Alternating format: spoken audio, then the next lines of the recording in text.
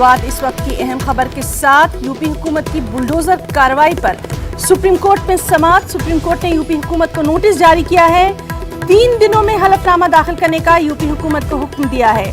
Supreme court ने पूछा है क्या जो बुलडोजर कार्रवाई हुई वो कानून के मुताबिक थी। जो भी कार्रवाई हो वो कानून के मुताबिक हो। सुप्रीम कोर्ट ने मजीद कहा कि फिलहाल कानून के मुताबिक इंहदामी कार्रवाई जारी रहेगी। तो बेहद अहम है ये यूपी हुकूमत की बुलडोजर कार्रवाई पर सुप्रीम कोर्ट में समाअत। सुप्रीम कोर्ट ने यूपी हुकूमत को नोटिस जारी किया है। 3 दिनों में यूपी हुकूमत को हलफनामा दाखिल करने का हुक्म दिया गया है। बेहद अहम ये कि सुप्रीम कोर्ट ने पूछा क्या जो बुलडोजर कार्रवाई हुई वो कानून के मुताबिक थी। सीधे रुख करेंगे दिल्ली का। हमारे साथ मौजूद हैं हमारे नुमाइंदे सुशील पांडे। सुशील, आपसे जानना चाहेंगे क्या कुछ कहा है सुप्रीम कोर्ट ने, क्या कुछ तबसरा किया?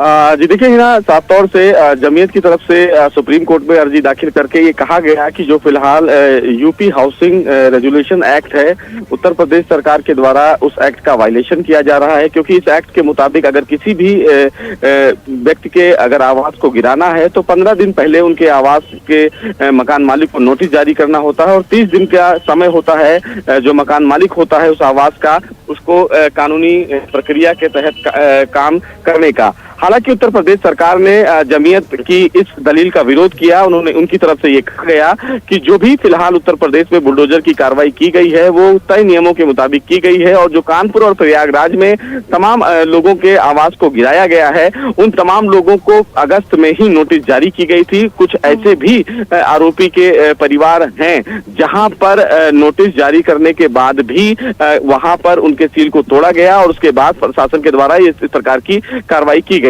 सबसे महत्वपूर्ण बात, उत्तर प्रदेश सरकार की तरफ से फिलहाल ये कहीं ना कहीं विरोध किया गया जमीयत की दलील का, जिसमें ये कहा गया कि एक विशेष समुदाय को उत्तर प्रदेश सरकार के द्वारा टारगेट किया जा रहा है। बहरहाल उत्तर प्रदेश सरकार की तरफ से सॉलिसिटर जनरल तुषार मेहता की तरफ से ये कहा गया कि जिस तरह आरोप फिलहाल जमीयत की तरफ से लगाया गया है ये एक राजनीतिक मंशा है और उत्तर प्रदेश सरकार के द्वारा ऐसी कोई कार्रवाई नहीं की गई है जिसमें एक विशेष समुदाय को टारगेट किया जाए। जिन तमाम परिवारों पर फिलहाल उत्तर प्रदेश सरकार के द्वारा कार्रवाई की गई है उनको फिलहाल यूपी बिल्डिंग रेजुलेशन एक्ट 1958 के तहत ही कार्रवाई की गई है, जिसमें उन तमाम परिवारों को नोटिस पहले ही जारी किया जा चुका है, उसके बाद कार्रवाई की गई है।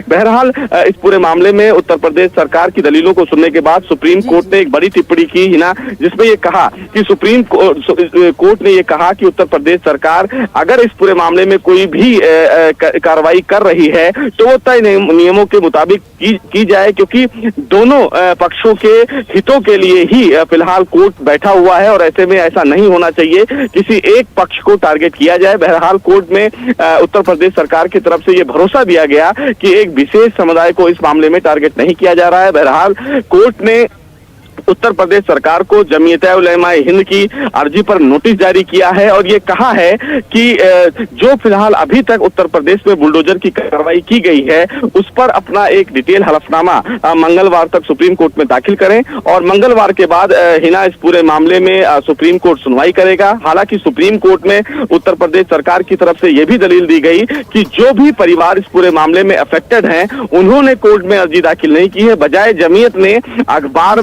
अखबार और मीडिया में खबरों को पढ़ने के बाद अर्जी दाखिल की गई है, जिसका फिलहाल इस मामले में कोई लोकस नहीं बनता है। जमीयत ने फिलहाल उत्तर प्रदेश सरकार की इस दलील का विरोध किया और उन्होंने कहा कि जहांगीरपुरी मामले में भी उन्होंने फिलहाल सुप्रीम कोर्ट में अर्जी दाखिल की है और कुछ ऐसे परिवार भी हैं जो शायद सुप्रीम कोर्ट का दरवाजा नहीं खटखटा सकते। ऐसे में जमीयत फिलहाल इस पूरे मामले में अर्जी दाखिल कर सकता है और ये उसके बाद कानूनी अधिकार है। बहरहाल कोर्ट ने तमाम दलीलों को सुना और उसके बाद उत्तर प्रदेश सरकार को नोटिस जारी कर जवाब मांगा है कि जो कार्रवाई फिलहाल बुलडोजर की गई है उत्तर प्रदेश में, क्या उन कार्रवाई में कानूनी प्रक्रिया का पालन किया गया है या फिर नहीं। जी बिल्कुल सुशील, तो आपने दोनों ही बातें यहाँ पर रख दी हैं। बहुत बहुत शुक्रिया आपका अदा करना चाहेंगे बेहद अहम जानकारी के लिए।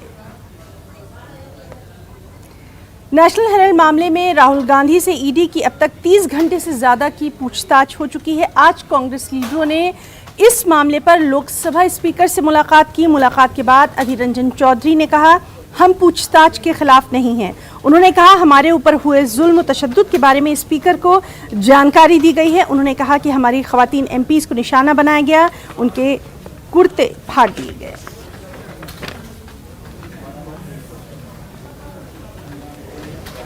स्पीकर साहब से मुलाकात करने की फैसला किया था और स्पीकर साहब से मुलाकात भी की और हमारे ऊपर जिस तरीके से अत्याचार और हिंसा हुआ है और होने वाला है, विस्तृत रूप से इसके व्याख्यान हम लोग दिए हैं स्पीकर साहब को। हम तो सिर्फ ये कहना चाहते हैं, बदला की राजनीति ना किया करो, हिंसा की राजनीति ना किया करो। आज तक आपने देखा है, कल अत्याचार हुई है, कुर्ता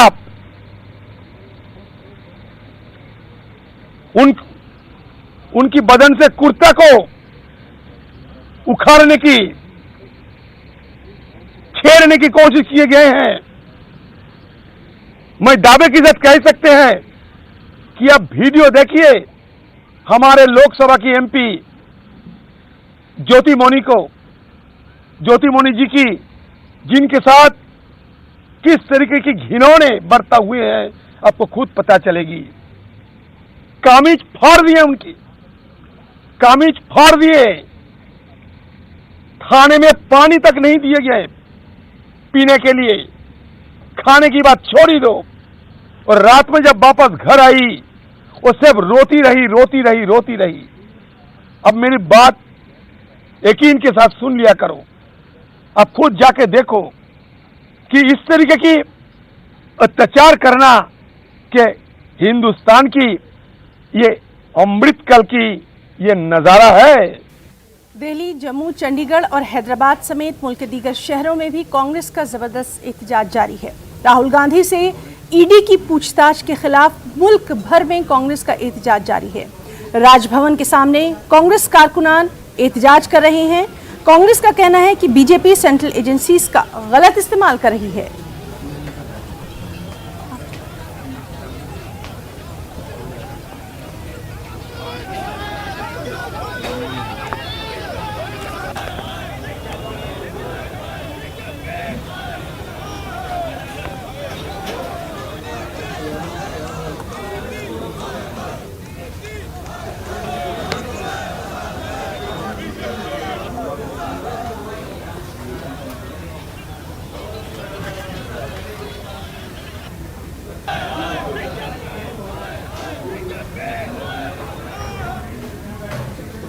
और अब बात करेंगे अग्निपथ स्कीम की।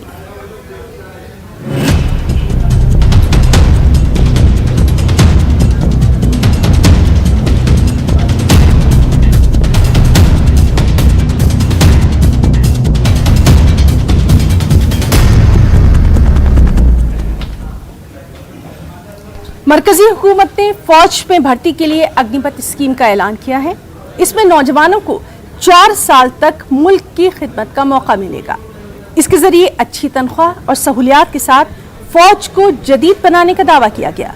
लेकिन फौज में भर्ती की इस स्कीम की अपोजिशन तो मुखालिफत कर ही रही है। साथ ही इस स्कीम के खिलाफ बिहार से लेकर राजस्थान तक एहतजाज हो रहा है। बिहार के नवादा में मुकाबलेजाती इम्तिहानात की तैयारी करने वालों में जबरदस्त गम गुस्सा है। नौजवानों ने आज प्रजातंत्र चौक पर मरकजी हुकूमत के खिलाफ शदीद नारेबाजी की। रांची, धनबाद, छपरा, तैमूर में भी नौजवानों ने जबरदस्त हंगामा आराई की। अग्निपथ स्कीम की जमकर मुखालिफत की गई और सिर्फ यही नहीं बल्कि गुड़गांव तक इस स्कीम की मुखालिफत की गूंज सुनाई दे रही है।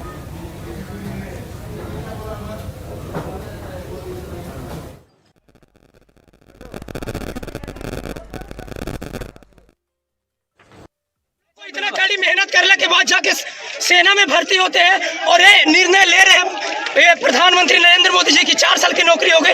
कौन हिसाब से 4 साल का नौकरी होगा? क्योंकि उसमें 8 महीना ट्रेनिंग होगा, उसमें 6 महीना छुट्टी होगा।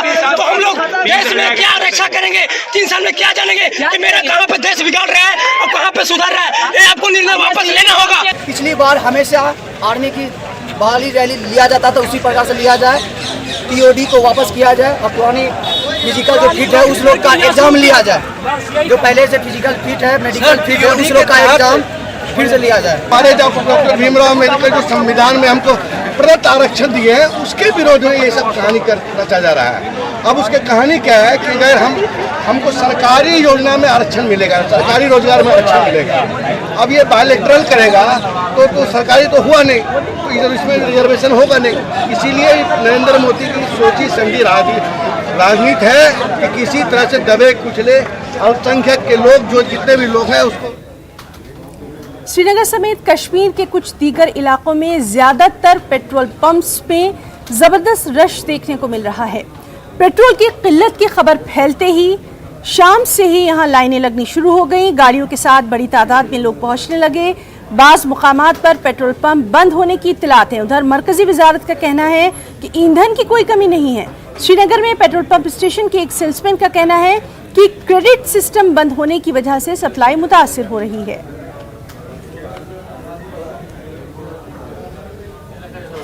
2-3 जगह पेट्रोल पंप पे गए, वहाँ पर पेट्रोल ही नहीं है। मेरे पास शुक्र करो पैसे हैं, वरना मैंने सोचा था कि घर से निकला था 200 का डाल दूंगा, अब मैं 700 का डाल रहा हूँ। जेब में कुछ नहीं रखा।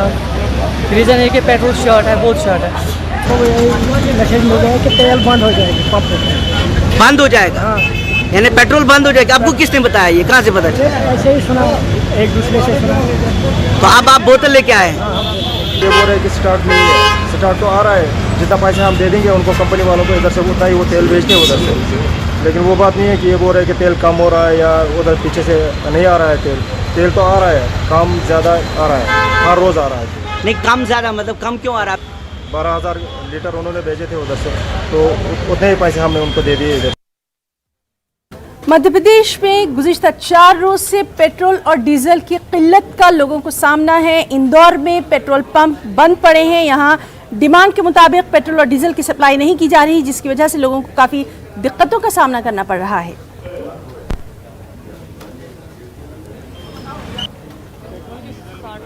शॉर्टेज है। पहले सर पेट्रोल पहले महंगा था, अब शॉर्टेज बता रहे हैं, तो क्या कारण है? ये तो सरकार से पूछना चाहिए ना। वो कहते हैं कि हम वहाँ से एक्सपोर्ट करते हैं बाहर से, उसमें हमारे को नुकसान हो रहा है। हमारी तरफ से उनको, हम आम जनता को सब्सिडी दी जा रही है। हमें तो नहीं लगता ऐसा कि पेट्रोल की शॉर्टेज है, या तो फिर इसके दाम वापस से बढ़ाने के चक्कर में। पेट्रोल की शॉर्टेज चल रही है, डीजल की भी शॉर्टेज चल रही है। आप पेट्रोल पे आए, क्या बताया ना? पेट्रोल नहीं है। क्या कहना चाहेंगे? शॉर्टेज अचानक आ गई है, तो क्यों आ गई अचानक? सर्किट ये बताए ना हमको हमारी गाड़ी में पेट्रोल ही नहीं है। क्यों नहीं है? धक्का लगा के आए क्या? काम काज सब हो जाएगा। जो दिक्कतें आ रही है डेली, जो आने जाने वाले उनको दिक्कत होगी। जैसे अभी हम ही आए थे गाड़ी में पेट्रोल डलाने, दिक्कतों का सामना करना पड़ेगा फिर। और क्योंकि डेली जो ट्रांसपोर्ट है उनमें ज़रूरत लगती है, इसलिए काफ़ी दिक्कतों का सामना करना पड़ेगा लोगों को। फिलहाल रुकना चाहेंगे एक छोटे से ब्रेक के लिए।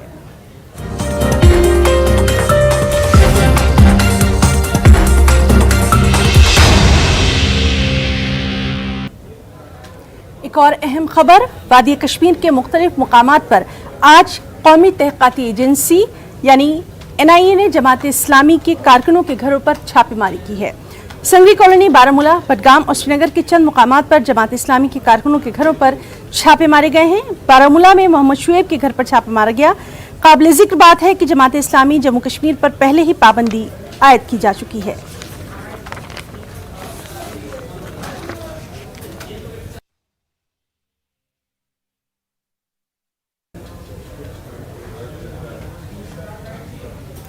वज़ीर-ए-आज़म नरेंद्र मोदी आज हिमाचल प्रदेश के दौरे पर हैं। धर्मशाला में PM मोदी रोड शो कर रहे हैं।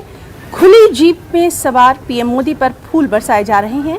वज़ीर-ए-आज़म रोड शो के बाद एक अवामी रैली से भी खिताब करेंगे।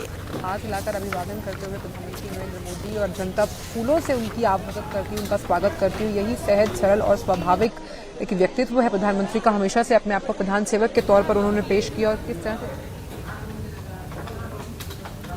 सीनियर कांग्रेस लीडर और मध्य प्रदेश के साबिक वज़ीर आला दिग्विजय सिंह ने बीजेपी हुकूमत पर सियासी हरीफ जमातों के साथ इंतकामी कार्रवाई का इल्जाम लगाया है। दिग्विजय सिंह ने कांग्रेस हेडक्वार्टर दिल्ली में पुलिस की बर्बरियत की मजम्मत करते हुए कहा कि आइन के तहफ़्फ़ुज़ के लिए कांग्रेस की तहरीक जारी रहेगी। कांग्रेस जब अंग्रेजों के मजालिम से नहीं डरी तो इस हुकूमत के सामने भी झुकने वाली नहीं है। वहीं मध्य प्रदेश के वजीर दाखिला डॉक्टर नरोत्तम मिश्रा ने दिग्विजय सिंह के बयान पर जवाबी हमला करते हुए कहा कि कांग्रेस की नजर नेहरू खानदान के मुफाद का तहफ्फुज़ ही आइन का तहफ्फुज़ है। जो लोग गले तक बदउनवानी में डूबे हैं उनका सच ईडी के जरिए अवाम के सामने आ रहा है। पार्टी लड़ाई लड़ी है, अन्याय अत्याचार खिलाफ लड़ी है। जब ब्रिटिश हुकूमत से हम लोग नहीं डरे तो इस हुकूमत से क्या डरेंगे। हर कदम पर इस भारतीय संविधान के लिए, भारतीय लोकतंत्र के लिए कांग्रेस पार्टी पूरे तरीके से प्रतिबद्ध होते हुए लड़ाई लड़ेगी। लड़ेंगे, जीतेंगे, न डरेंगे न झुकेंगे। मुल्क पहले आज़ादी के लिए लड़े, अब संविधान बचाने के लिए लड़ेंगे। ये इनके लिए संविधान हो, कानून हो, सुरक्षा हो, वो सब कुछ नेहरू गांधी परिवार ही है। इच्छाधारी गांधी परिवार जो है ये उन्हीं के समर्थन में आंदोलन करते हैं और ये मूल रूप से फिरोज के वंशज हैं, जो कभी फिरोज जी के या जो कभी कश्मीरी पंडित बन जाते हैं और कभी स्वयं को गांधी बताते हैं। और इसलिए देश अब असलियत को धीरे धीरे सोच समझ रहा है। भ्रष्टाचार के तांडव किए, आकंठ डूबे रहे और अब जब ईडी सामने आ गई तो फिर पब्लिक का सहारा लेके देश आंदोलन कर रहा है, ऐसी बातें कर रहे हैं। झारखंड के महकमा दाखिला के प्रिंसिपल सेक्रेटरी ने एसएसपी रांची को 10 जून को नुपुर शर्मा के खिलाफ हुए एहतजाज में मुबैना तौर पर शरीक अफराद के पोस्टर लगाने पर वजह बताओ नोटिस जारी किया है। होम, जेल और डिजास्टर मैनेजमेंट डिपार्टमेंट के प्रिंसिपल सेक्रेटरी राजीव अरुण इक्का ने 2 दिन में रांची के एसपी को जवाब दाखिल करने की हिदायत दी है। तस्वीर और पोस्टर में कई अफराद के नाम और उनकी दीगर तफसीलात भी दी गई हैं और प्रिंसिपल सेक्रेटरी के मुताबिक ये कानून की खिलाफ वर्जी है, इलाहाबाद हाई कोर्ट के हुक्म की खिलाफ वर्जी है। न्यूज़ 18 नुमाइंदे ओम प्रकाश ने पूरे मामले का जायजा लिया। 10 जून को रांची में हुई हिंसा को लेकर राज्यपाल ने भी मामले का संज्ञान लिया और मामले को लेकर रांची पुलिस के साथ साथ डीजीपी को भी तलब किया और जाहिर तौर पर एक दिशा निर्देश जारी करते हुए तमाम जो उपद्रवी थे उन लोगों की पोस्टर तमाम चौक चौराहों पर लगाने का दिशा निर्देश जारी कर दिया, जिसके बाद रांची पुलिस ने मामले में कार्रवाई करते हुए 14 जून को कहा जाए तो शहर के कई चौक चौराहों पर पोस्टर लगाए तो ज़रूर, लेकिन उन पोस्टरों को भी तुरंत हटा लिया। अब इस पूरे मामले को लेकर गृह सचिव ने भी एसएसपी से स्पष्टीकरण मांगा है। 2 दिनों के भीतर इसका जवाब देने को कहा गया है और जाहिर तौर पर न्यायालय के जो आदेश है उसका हवाला देते हुए कहा गया है कि ये विधि सम्मत नहीं है। तो ऐसे में कहा जा सकता है कि राज्य सरकार इस पूरे मामले को लेकर कहीं न कहीं असमंजस में है और वो इससे नाखुश है। कैमरामैन अमित के साथ ओम प्रकाश, न्यूज़ 18 रांची। मुल्क में कोरोना के मामलों में लगातार इजाफा देखा जा रहा है। 24 घंटे के दौरान 12,213 नए मामले सामने आए हैं। 24 घंटों के दौरान 11 अफराद कोरोना से फौत हुए हैं। 7,624 अफराद सेहतियाब हुए हैं। मुल्क भर में कोरोना के 58,215 एक्टिव मामले हैं। कोविड की स्पीड एक बार फिर से बढ़ने लगी है और ये बढ़ती स्पीड लोगों के लिए चिंता का सबब बनती जा रही है। इस वक्त हम एलएनजेपी हॉस्पिटल के अंदर खड़े हैं। एलएनजेपी हॉस्पिटल के डायरेक्टर डॉक्टर सुरेश कुमार का कहना है कि मामले भले ही तेजी से बढ़ रहे हैं लेकिन फिलहाल घबराने की ज़रूरत नहीं है, क्योंकि पेशेंट जो हैं वो अपने घरों में ही ठीक हो रहे हैं। हॉस्पिटल में एडमिट होने की ज़रूरत नहीं पड़ रही है और साथ ही साथ उनका कहना है कि ज़्यादा से ज़्यादा लोगों को बूस्टर डोज लगवानी चाहिए। कोविड की दोनों वैक्सीनेशन की डोज के साथ साथ बूस्टर डोज लगवाना बेहद ज़्यादा ज़रूरी है। और इसके साथ ही उनका ये भी कहना है कि जो कोविड-19 की गाइडलाइंस है उनको फॉलो करना बेहद ज़रूरी है। मास्क का इस्तेमाल करें, सैनिटाइजेशन करें और सामाजिक दूरी बनाकर रखें, क्योंकि जिस तरीके से इन दिनों तस्वीरें देखने के लिए मिल रही हैं, लोग एक तरीके से कोविड-19 के प्रोटोकॉल को पूरी तरीके से भूल चुके हैं, मास्क का इस्तेमाल नहीं कर रहे हैं, सामाजिक दूरी नहीं बना रहे हैं और यही कारण है कि मामले एक बार फिर से बढ़ने लगे हैं। और आप अगर हॉस्पिटल में देखें तो यहाँ पर पेशेंट्स की संख्या भी ना के बराबर है। हालांकि कोविड-19 के पेशेंट बेहद कम आ रहे हैं और जिन लोगों की पिछले 24 घंटे में मौत हुई है उनमें कोई ना कोई गंभीर बीमारी थी, उसके बाद उनकी मौत हुई है। ऐसे में जो बढ़ते मामले हैं वो चिंता के साथ साथ इतने ज़्यादा डरावने नहीं हैं, इनको सतर्कता और जागरूकता के साथ कम किया जा सकता है।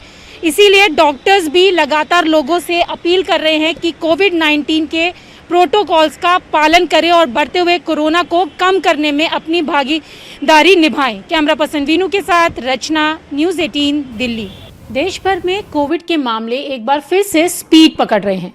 पिछले 24 घंटे की बात अगर हम करें तो 8000 से ज़्यादा नए मामले सामने आए हैं। हमारे साथ बात करने के लिए मौजूद हैं LNJP हॉस्पिटल के director doctor Suresh Kumar. Sir, जिस तरीके से कोविड एक बार फिर से स्पीड पकड़ता नजर आ रहा है, पिछले 24 घंटे की बात करें तो 8000 से ज़्यादा नए मामले सामने हैं। दिल्ली की बात करें तो 1118 नए मामले सामने। निश्चित रूप से हमने देखा कि पिछले 4-5 दिन से केसेस बढ़े हैं, पर इसके साथ साथ जो हॉस्पिटलाइजेशन है वो इतना ज़्यादा नहीं है। अभी हमारे यहाँ 16 पेशेंट है, 16 पेशेंट हैं लोकनायक में, और उसमें खाली एक पेशेंट ऐसा है जो कि सिक है, जो वेंटिलेटर पे है। बाकी सारे जो पेशेंट्स हैं वो स्टेबल हैं, मॉडरेटली सिक हैं, और वही पेशेंट है जिनको कि लंबी बीमारी हैं जैसे कि टीबी, डायबिटीज़, हार्ट की बीमारी, तो इस तरह के पेशेंट्स आ रहे हैं। पर पॉजिटिविटी निश्चित रूप से बढ़ी है। ये हमने देखा है कि पॉजिटिविटी 5% से भी ऊपर आ गई है। तो ये एक हमें ज़्यादा अलर्ट होने की आवश्यकता है। और हमने देखा है कि जो पब्लिक है वो भी अब लापरवाह हो गई है, क्योंकि मास्क का प्रयोग कम कर रहे हैं लोग, और कोविड की गाइडलाइंस है उसका पालन करना होगा, क्योंकि जो वायरस है अभी वातावरण में, एनवायरनमेंट में मौजूद है।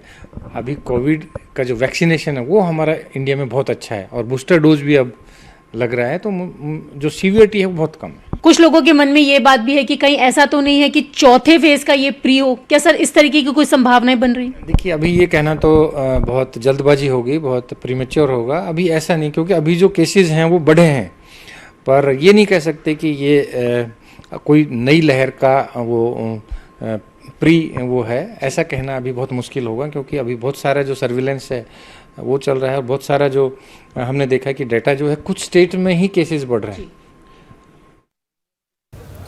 उर्दू के मारूफ अदीब गोपीचंद नारंग इंतकाल कर गए। उन्होंने बुध को अमेरिका के शुमाली कैरोलिना के शहर शार्लेट में आखिरी सांस ली। ये मालूमात उनके बेटे ने दी। 91 साला प्रोफेसर गोपीचंद नारंग के पसमानदगान में उनकी अहलिया मनोरमा नारंग और उनके बेटे अरुण नारंग और तरुण नारंग और पोते पोतियां हैं। गोपीचंद नारंग के इंतकाल की खबर से दुनिया उर्दू में मातम का माहौल है। काबिल जिक्र है कि प्रोफेसर गोपीचंद नारंग की तकरीबन 5 दर्जन किताबें शाये हो चुकी हैं, बेशतर उर्दू ज़बान में लिखी गई हैं।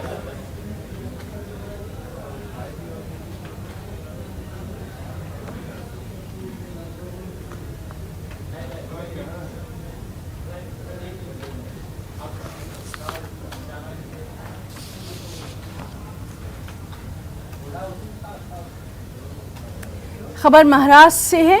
अजीत पवार को वज़ीर-ए-आज़म की तकरीब में बोलने की इजाज़त न देने पर काबीनी वज़ीर यशोमती ठाकुर ने रद्द-ए-अमल का इजहार किया है। यशोमती ठाकुर ने कहा कि ये महाराष्ट्र की तौहीन है। उन्होंने कहा कि वज़ीर राब्ता का अपना एक रुतबा होता है, उसे अपने हल्के की बात रखने का पूरा हक होता है। उन्होंने कहा कि इस तरह का सौतेला बर्ताव महाराष्ट्र के साथ हो रहा है, जो पूरी तरह से गलत है।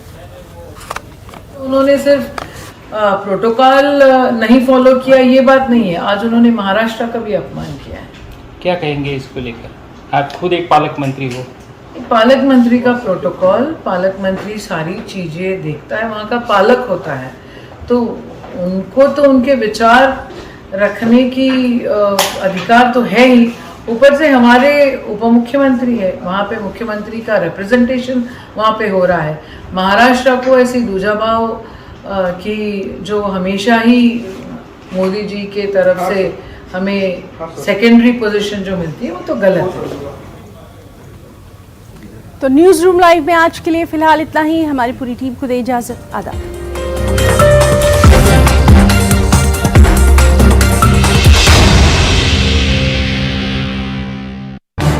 इस न्यूज हेडलाइंस के प्रायोजक पेट सफा आयुर्वेदिक जून।